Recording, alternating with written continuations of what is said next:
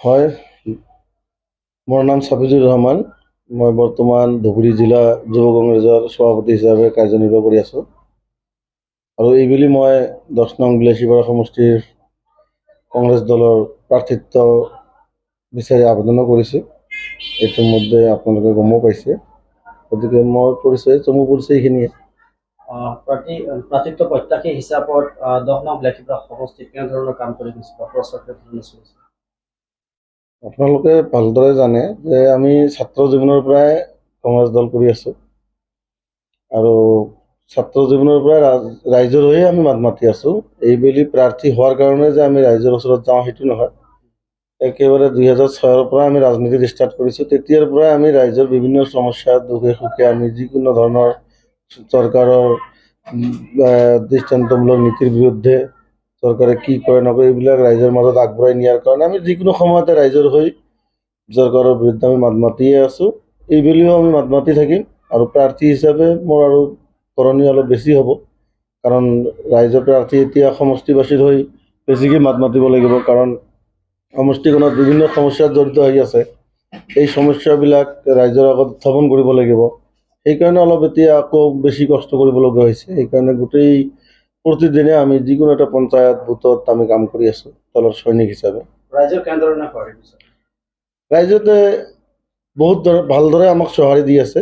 আপোনালোকে জানে যে বিজেপিৰ যি স্বৈৰাচাৰী শাসন, এই শাসনৰ অন্ত পেলাৰ কাৰণে এইবুলি কংগ্ৰেছ দলক ৰাইজে আঁকোৱালি লৈছে। আৰু সেই হিচাপে আমি কংগ্ৰেছ দলৰ এজন সৈনিক হিচাপে যেতিয়া ৰাইজৰ ওচৰত যাওঁ, ৰাইজে বহুত ভালদৰে আমাক সঁহাৰি দি আছে। আৰু ৰাইজে কৈ আছে এইবুলি আমি এই বিলাসীপাৰা বিধানসভা সমষ্টিটোত কংগ্ৰেছ দলৰ প্ৰাৰ্থী যোনেই নহয় আমি জিকাই ল'ম বুলি এটা আমাক বাৰ্তা ইতিমধ্যে দিছে। হঠাৎ কিয় বিধায়ক হ'বলৈ মন মেলিলে? এইটোতো হঠাৎ বুলি নহয়। 2006 চনৰ পৰা যেতিয়া ৰাজনীতি আমি ষ্টাৰ্ট কৰিছোঁ ছাত্ৰ জীৱনৰ পৰা, তেতিয়া হঠাৎ নহ'ল। কিন্তু কাম কৰি আছোঁ। এতিয়া আমি দেখিছোঁ যে না সময় হৈছে, মানে আমিও অলপ মেচুৰেট হৈছোঁ বা আমিও ৰাইজৰ হৈ কাম কৰিবলৈ আগবাঢ়ি আহিছোঁ বা কাম কৰিবলৈ পৰিপক্কভাৱে নিজকে সাজু কৰি তুলিব পাৰিছোঁ। কাৰণ আজিকালি আপোনালোকে ভালদৰে জানে কিছুমান নেতা ৰাজনৈতিক কেন্দ্ৰিক নেতা, মানে ইলেকশ্যন কেন্দ্ৰিক নেতা। ইলেকশ্যনৰ সময়ত মানে পুৰা চুট বুট পিন্ধি নেতাৰ গাড়ীত উঠিব, নেতাৰ পিছে পিছে ঘূৰিব, এনেকুৱা নেতা। আৰু আমি এনেকুৱা নহয়, আমি প্ৰতিদিনেই প্ৰতিটো মুহূৰ্তত আমি ৰাইজৰ হৈ কাম কৰা ব্যক্তি। গতিকে হঠাৎ বুলি নহয়, আমি ৰাইজৰ দুখে সুখে থকাৰ কাৰণে এইবাৰ মন মেলিছোঁ যে যাতে মানে আমাৰ দলে যদি আমাক বিবেচনা কৰে, দলে যদি মোক বিবেচনা কৰে, মই বিধায়ক পদত নিযুক্ত হ'লে যদি ৰাইজে আকৌ সঁহাৰি দি মোক জিকায়, তেতিয়াহ'লে মই ৰাইজৰ হৈ গৰীব দুখীয়া ধনী চবৰে হৈ জাতি ধৰ্ম বৰ্ণ ভাষা নিৰ্বিশেষে সকলোৰে হৈ এটা কণ্ঠ হিচাপে আমি থিয় দিম বুলি আশা কৰিছোঁ। দলে আপোনাক কিয় প্ৰাৰ্থিত্ব প্ৰদান কৰিব বুলি আপুনি ভাবে? দলে নিশ্চয় প্ৰাৰ্থিত্ব প্ৰদান কৰিব বুলি মই এইকাৰণে ভাবোঁ যে মই 2006 পৰা যেতিয়া ৰাজনীতি কৰিলোঁ, কলেজ ইলেকশ্যনৰ পৰা আৰম্ভ কৰি তাৰপিছত মই নিজে AP মেম্বাৰ থাকিলোঁ, তাৰপিছত সমষ্টি যুৱ কংগ্ৰেছ প্ৰেচিডেণ্ট থাকিলোঁ, মাইনৰিটিৰ ব্লক প্ৰেচিডেণ্ট থাকিলোঁ, ৰানিং ডিষ্ট্ৰিক্ট প্ৰেচিডেণ্ট হৈ কাম কৰি আছোঁ। দলৰ হৈ যিমান দিন ধৰি কাম কৰি আছোঁ, মই ভাবোঁ যে এজন দলৰ সৈনিক হিচাপে, এজন পুৰণা সৈনিক হিচাপে, দলৰ কাম কৰা হিচাপে, দলে কোনে কি কাম কৰি আছে আমাৰ হাইকমাণ্ডে খবৰ লৈ আছে, বা ৰাইজৰ এই খবৰবিলাক আমাৰ হাইকমাণ্ডক দিয়ে আমাৰ নেতাসকলক। গতিকে সেইকাৰণে ভাবোঁ যে ময়ো এজন উপযুক্ত প্ৰাৰ্থী দলৰ, সেইকাৰণে মোকো টিকেট প্ৰদান কৰিব লাগে বুলি মই আশাবাদী। আৰু কংগ্ৰেছ দলৰ পৰা কেইবাগৰাকী প্ৰাৰ্থিত্ব প্ৰত্যাশী আছে, তাৰ ভিতৰত আপুনিও এগৰাকী অন্যতম। আপোনাক যদি দলীয়ভাৱে টিকেট প্ৰদান নকৰে, আপোনাৰ বিকল্প চিন্তাধাৰা কি? দলীয়ভাৱে টিকেট প্ৰদান নকৰিলে বিকল্প একোৱেই নাই। আমি দলৰ সৈনিক, দলৰ হৈ কাম কৰিম, এইটো আৰু কোনো বিকল্প নাই।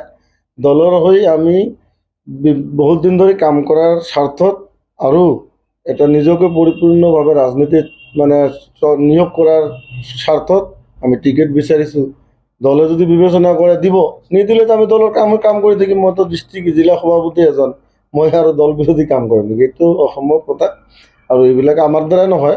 আমি যিমান দিন ধৰি ৰাজনীতি কৰিছোঁ, দলে টিকেটৰ সময়ত আমি যিকেইজন প্ৰাৰ্থী আছোঁ, হয়তো বিভিন্নজনৰ মত বিভিন্ন, কাৰণ মই কোনটো লাইনত গ'লে মই টিকেট পাম, মই কেনেদৰে ৰাইজৰ লগত মিলিলে মোক ৰাইজে মোৰ হৈ দলক নেতৃত্ব জনাব, এনেকৈ আমি লিডাৰবিলাকে বৰ্তমান কেইদিন কাম কৰিছোঁ। কিন্তু যিদিনাখন টিকেটটো এটা এজনে পাব। সেইদিনাখনৰ পৰা আমি সকলোৱে আকৌ দলৰ হৈ মাত মাতিম। আজিকালি হয়তো নিজৰ হৈ মই নিজে কেনেকৈ এষ্টাব্লিছ কৰিব পাৰোঁ তেনেকৈ অলপ ওলাই আছোঁ, কিন্তু যিদিনাখনৰ পৰা আমাৰ টিকেট হ'ব সেইদিনাখনৰ পৰা আমি দলৰ।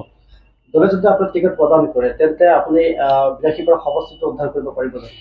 100% যে দলে যদি মোক টিকেট প্ৰদান কৰে এইবেলি নিশ্চিত আমি একদম 100% জয়ী হ'ম। কাৰণ আপোনালোকে বিভিন্ন কাৰণ দেখিছে, আপোনালোকে জানে যে এই সমষ্টিত আমাৰ যিজন প্ৰাক্তন বিধায়ক আছিলে অশোক সিঙি বা বিজেপিৰ যিবিলাক প্ৰাৰ্থী থাকিব আৰু আমাৰ কংগ্ৰেছৰ যিজন প্ৰাৰ্থী থাকিব, মোকে যদি দিয়ে টিকেট, এই তাৰ বিজেপিৰ লগত আমাৰ ইয়াত কোনো ধৰণৰ কণ্টেষ্ট নহয়। এইকাৰণে নহয়, আপোনালোকে সমষ্টিটোৰ ডায়েগ্ৰামটোত বুজে, সমষ্টিটোত যি ধৰণে বিজেপিয়ে আপোনাৰ মানে পঞ্চায়ত ডেলিমিটেশ্যন, সমষ্টি ডেলিমিটেশ্যন, আপোনাৰ ৰাইজক এই পঞ্চায়তৰ পিছত যি ৰামঠগন দি আছে, তাৰপিছত এখেতসকলৰ লিডাৰসকলৰ যিবিলাক ভাষা জ্ঞান, আমাক যি আমাৰ বিশেষ কৰি সংখ্যালঘু ৰাইজৰ প্ৰতি যি অন্যায় অত্যাচাৰ কৰি আছে, সংখ্যালঘু ৰাইজক যি হাৰাশাস্তি কৰি আছে, উচ্ছেদৰ নামতে হওক, ধৰ্মৰ নামতেই হওক, হিন্দু মুছলমানৰ নামতে হওক, তো গতিকে এইবিলাক পৰিত্ৰাণ বিচাৰি ৰাইজে এইবাৰ কংগ্ৰেছক ভোট দিব। আৰু কংগ্ৰেছৰ প্ৰাৰ্থী হিচাপে যদি ময়ো প্ৰাৰ্থী হৈ থাকোঁ, নিশ্চয় ইনশাল্লাহ জিকিম বুলি মোৰ 100% বিশ্বাস। আৰু এটা কথা, আপুনি আশাবাদী প্ৰাৰ্থী হিচাপে সমষ্টিটোৰ প্ৰান্তে প্ৰান্তে যে ঘূৰি ফুৰিছে, সমষ্টিত কি কাম কৰা বাকী আছে বুলি ভাবে? সমষ্টিটোত আমাৰ বিশেষ কৰি শিক্ষাৰ ক্ষেত্ৰতো বহুত বাকী আছে। আমাৰ ইয়াত ডাঙৰ এখন ইউনিভাৰ্চিটি নাই, ডাঙৰ ভাল এখন কলেজ নাই, যদিও কলেজ আছে শিক্ষক নাই। হস্পিটেলৰ সমস্যাটো বেছি আছে, হস্পিটেলবিলাক আছে, চব হস্পিটেলত ডক্টৰ নাই। আমাৰ চাব চেণ্টাৰবিলাক আছে, চাব চেণ্টাৰবিলাক খালি বিল্ডিঙে চাব চেণ্টাৰ হৈ আছে, তাত কোনো নাৰ্ছ নাই। গতিকে এই সমস্যাবিলাক বেছি। তাৰ উপৰিওতো ৰাস্তা ঘাটৰ সমস্যা আছে, দলঙৰ সমস্যা আছে, এই দুখীয়া মানুহৰ বিভিন্ন আঁচনিৰ সমস্যা আছে। এইবিলাক লৈ আমি আগবাঢ়ি যাম বা এইবিলাকৰ চেষ্টা কৰিম। ধন্যবাদ।